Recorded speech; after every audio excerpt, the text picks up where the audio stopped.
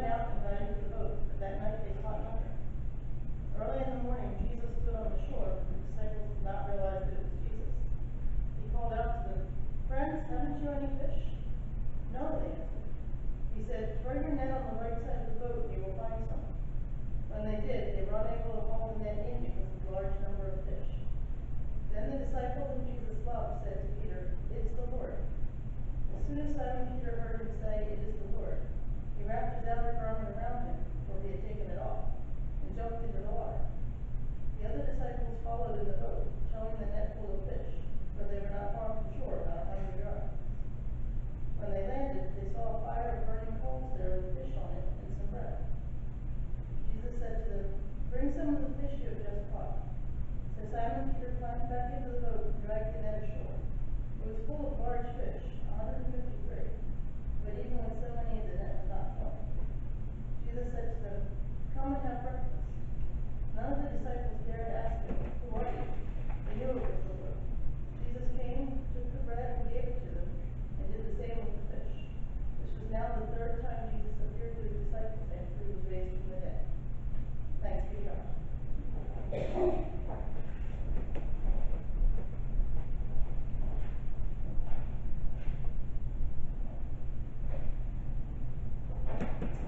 Let's pray together the collect of the day.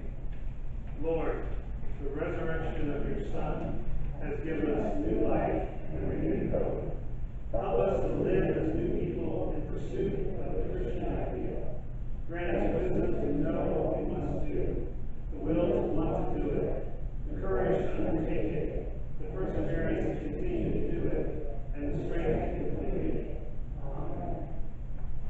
Our second reading, the gospel reading was long this morning, so I just broke it in half, and so our second reading is a continuation of the first reading. So we pick up the narrative. Jesus had had breakfast, okay, and now Jesus and Peter have a conversation. Listen to the word of God.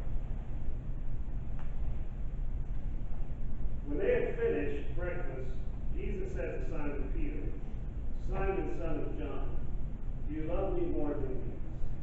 He said to him, "Yes, Lord, you know that I love you." And Jesus said to him, "Feed my lambs."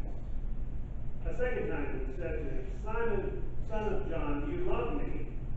He said to him, "Yes, Lord, you know that I love you." He said to him, "Tend my sheep." He said to him a third time, "Simon, son of John, do you love me?" Peter was grieved because he said to him a third time, "Do you love me?" And he said to him, "Lord, you know everything. You know that I love you." Jesus said to him, "Feed my sheep. Truly, truly, I say to you, when you were young, you girded yourself and walked where you would. But when you're old, you will stretch out your hands, and another will gird you and carry you where you do not wish to go." This he said to show by what death he was to glorify God. And after this he said to them, "Follow me." God bless the hearing and reading of His holy word. Let us pray. Lord, open up our eyes and our hearts that through your word proclaimed we may encounter you, the living word. In Jesus' name we pray. Amen. Arguably, one of the most famous and successful Broadway musicals of all time is Les Miserables, based on the Victor Hugo novel of the same title. It also has been made into a movie many times. There's an older version of the movie. There's a French version. There was a made-for-TV version that was pretty good. And the Broadway musical was turned into a movie that actually was also very good a few years ago. I have loved the musical. I had an opportunity to hear the original cast in New York a couple times and enjoy the movie as well. And have read the book as well. So many of us have that book on the shelf, and we just haven't quite gotten to it. But if you have that book on your shelf, you can test me, because I want to talk about chapter 12, Victor Hugo's latest work. Probably one of the very important scenes early on in the book that really is a transformative moment for Jean Valjean is when, after he had been welcomed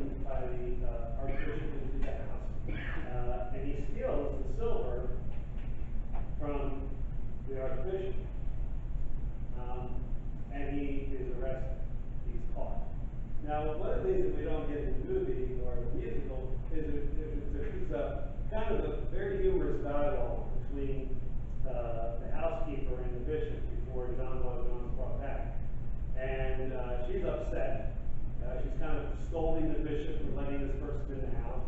And they go through, what will we eat? She goes, what are we going to eat on now? He goes, well, we can use pewter. She goes, no, that stinks. And then they go through all this. And he finally says, well, we can use wood spoons. And the bishop says, it never really belonged to us anyway. That silver always should have been for the poor. Anyway. And so, the gendarmes bring in Jean Valjean, and if you remember the very powerful scene where they have brought him into the bishop's room, and they are roughing him up, and they said, we've caught this man who stole from you. He said that you gave him this silver, to which the archbishop brings out these silver candlesticks and said, you forgot the candlesticks as well, my friend. And the policemen eventually leave. And here's how the chapter ends. Jean Valjean was like a man on the point of fainting. The bishop drew near to him and said in a low voice, do not forget, never forget, that you have promised to use this money in becoming an honest man. Jean Valjean, who had no recollection of ever having promised anything, remained speechless. The bishop had emphasized the words when he uttered them. He resumed with solemnity. Jean Valjean, my brother, you no longer belong to evil, but to good. It is your soul that I buy from you. I withdraw it from black thoughts and the spirit of perdition, and I give it to God. And thus, Jean Valjean begins a new life. This idea of restitution, how do we make things right?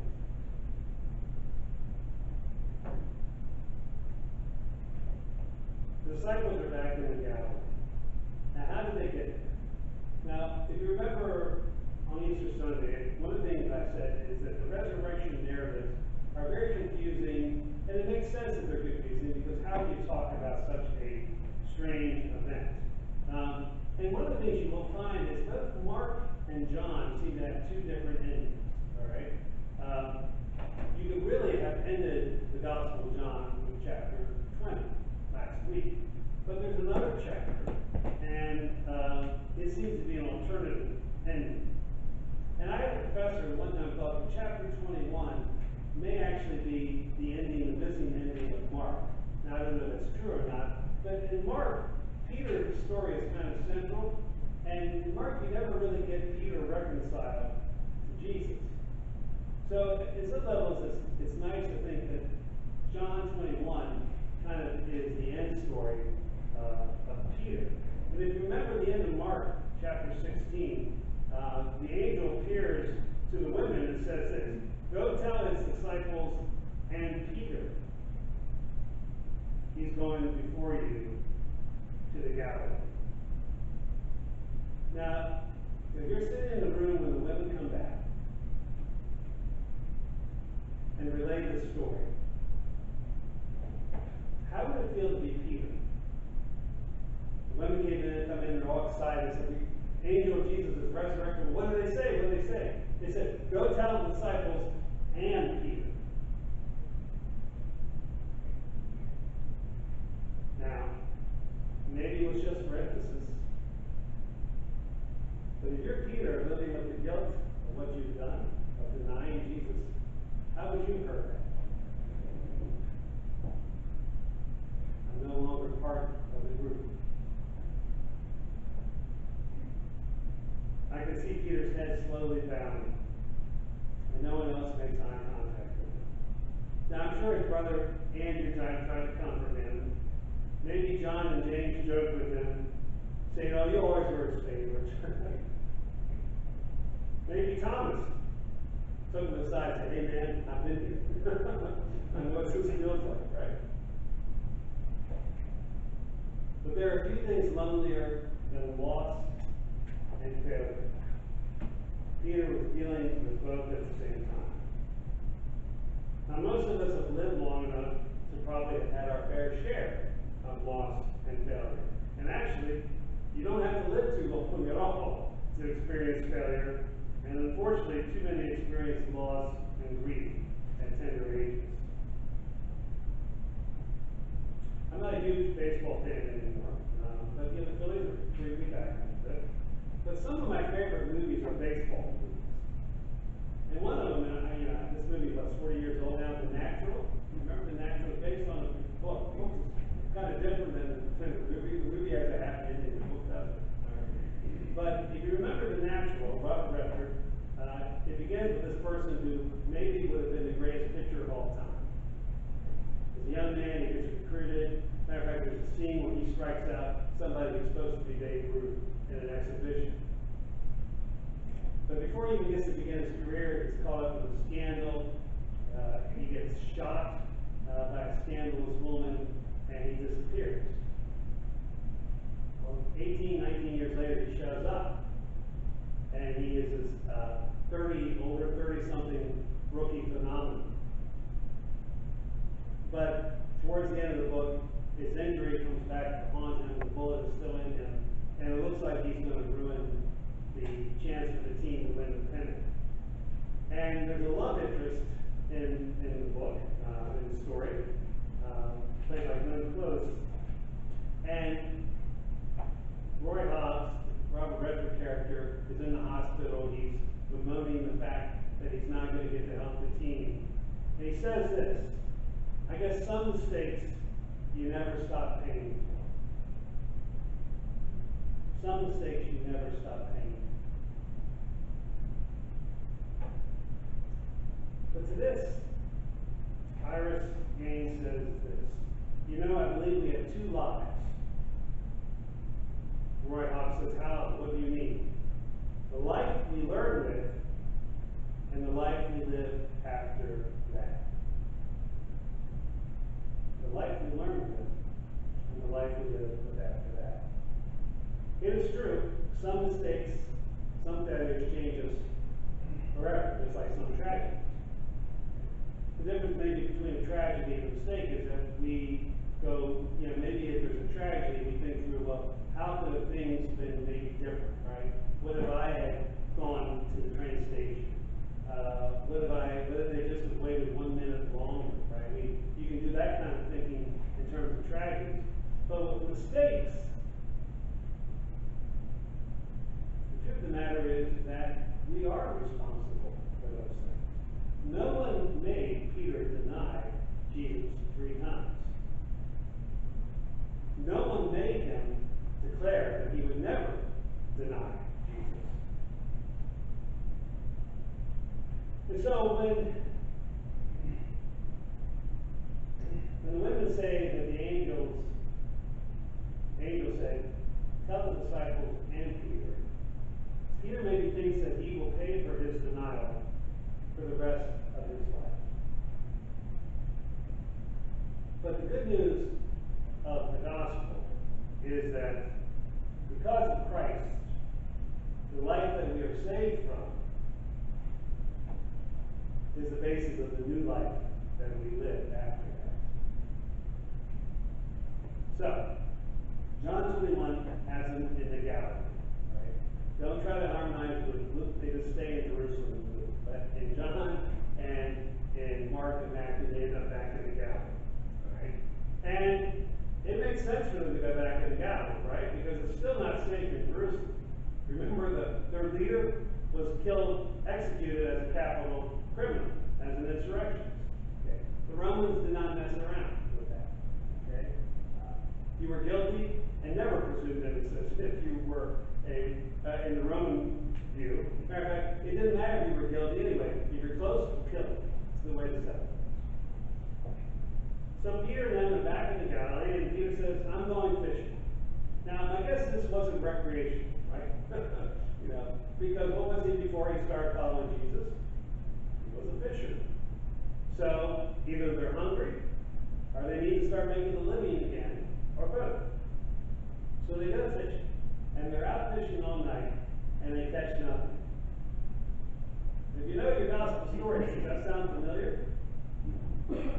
in Luke's gospel, this is how the whole story starts.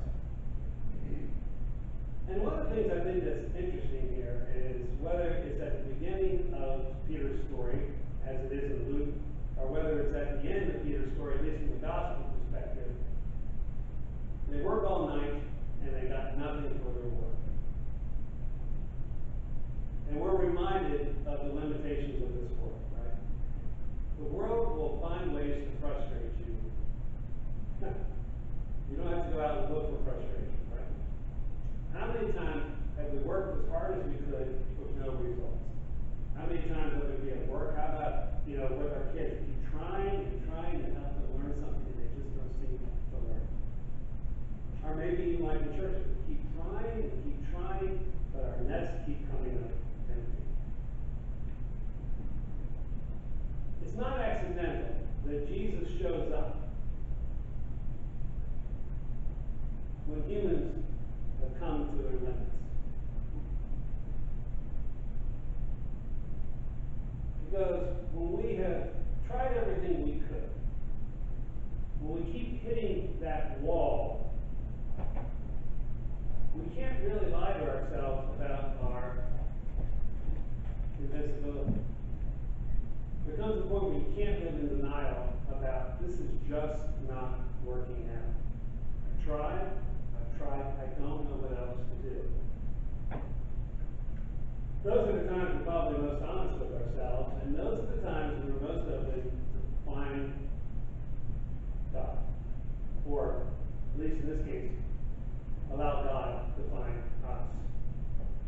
So, Jesus shows up, and, this guy's on the shore. Remember, he's dead. Remember, he died. Okay, he was crucified. Okay, he appeared once or twice, but he's resurrected. Okay, so he's not around.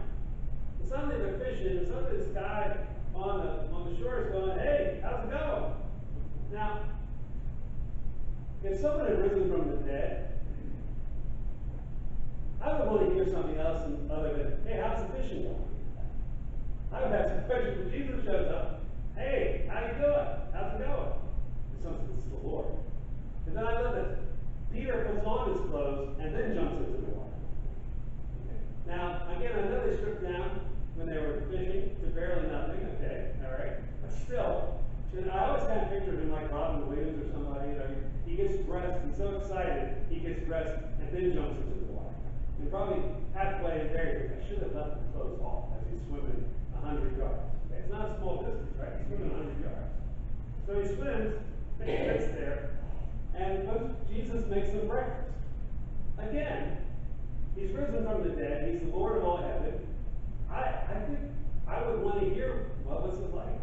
What's it all about? Instead, "Hey, you're hungry? I'm making some breakfast."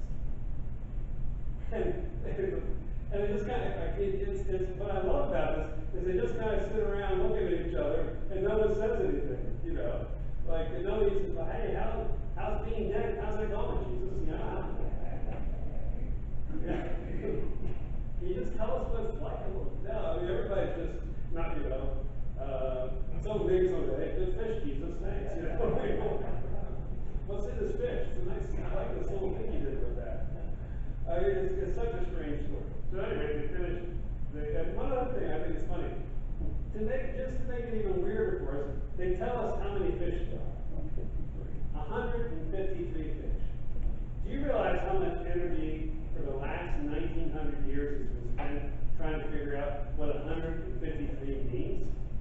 Particularly if you're a church historian, you can find all kinds of interesting sermons.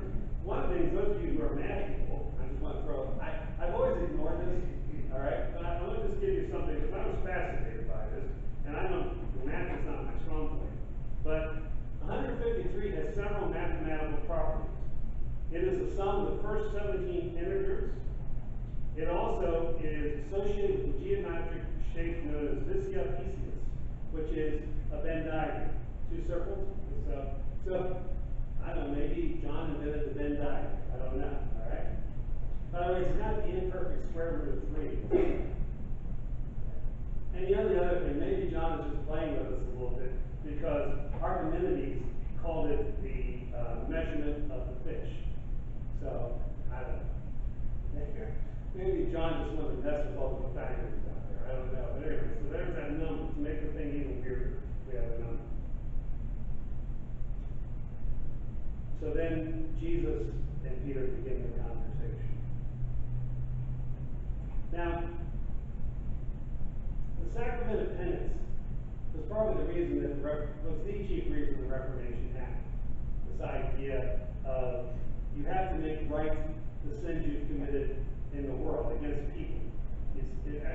Sacrament of penance is not about making things right with God, because Jesus does that. But in the Catholic Church, you do penance to try to make things right here in the world. At least that's what the Church traditionally teaches.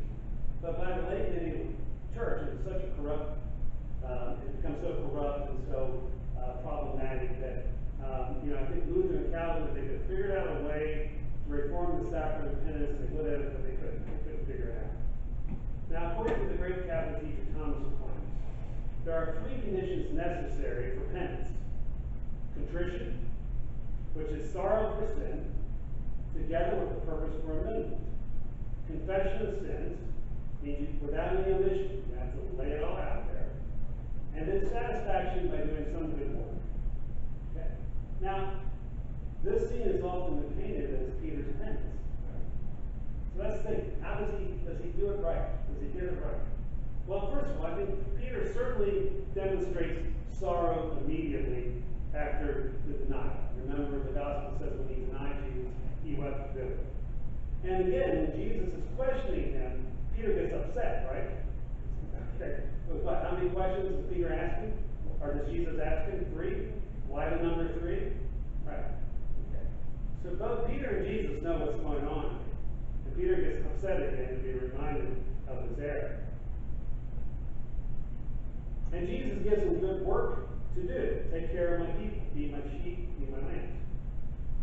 But do you notice in this passage, Peter is not able to fully confess how he had failed Jesus. Right? We don't have Peter saying, I'm really sorry that I denied you. Peter's not fully able to confess how he had failed Jesus. In that sense, Peter's post-resurrection encounter with Jesus is far less satisfying than the one with either Mary Magdalene or with Thomas. Now, if you actually look at the dialogue between Jesus, a little bit of Greek is both helpful and maybe dangerous as well. Okay? Much has been made over the years. Jesus is asking the first 2 times in Greek, agape needs to be on pluton. Agape, right? That word should be familiar. The word for love that has come to mean divine love, unconditional love. Now, that unique meaning of agape maybe doesn't come into existence until after the 1st century. Actually, Christians may have taken agape and given it special meaning, particularly John's and the Apostle Paul. So, Jesus is asking Peter, do you agape me? And Peter responds, Su odius oti filio si. Now you know the word filio, right? Philadelphia. Brotherly love. So Jesus is saying, do you agape me? Peter is saying filio. Now, what this might mean is Jesus is asking for a higher love, and Peter is offering him brotherly love.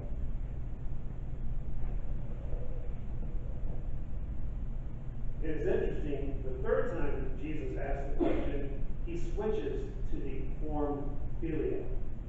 So the first 2 times, do you agape, the last time he goes, philia. And maybe Jesus figures, this is this guy.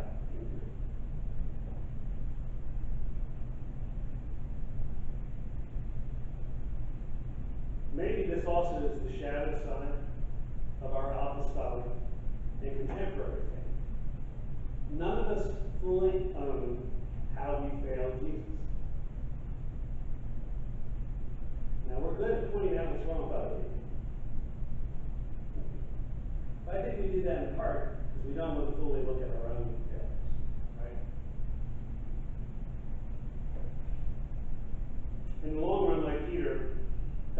meaningful work to do in this world, less for the sake of those we serve, but that someday we might actually discover the depth of Christ's mercy in our own failures and inadequacies.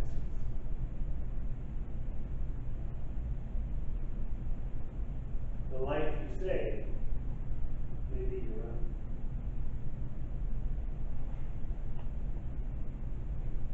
It seems to me that it would have been much more honest if the sequence of Peter's responses were something like this. Jesus says, "Do you love me?" Peter says, "You know, I love you the best that I can." Jesus says, "Do you love me, Peter?" "You know, I'm going to fail, Lord, but I will try." Third time, "Do you love me, Peter?" "I cannot do this. Please help." Neither the resurrection nor the gift of the Spirit, which in John's Gospel, they get the Spirit in chapter 20. Neither of these things magically transform Peter into a flawless and faith-filled man. The rock of the church is crumbling. It's not granite, it's shale. Just like you and me. It's obvious, at least it's obvious to me, and I think John wants it to be obvious to all of us, that Jesus' last earthly conversation with Peter, in that Peter is still a work in progress, like you and me. The good news is that Jesus knew all too well the limitations of Peter, yet Jesus still loved him, met him where he was, and gave him important work to do, just like you and me. Yesterday, Rachel Evans died at the age of 37. She leaves behind a husband, a 3-year-old, and a 1-year-old.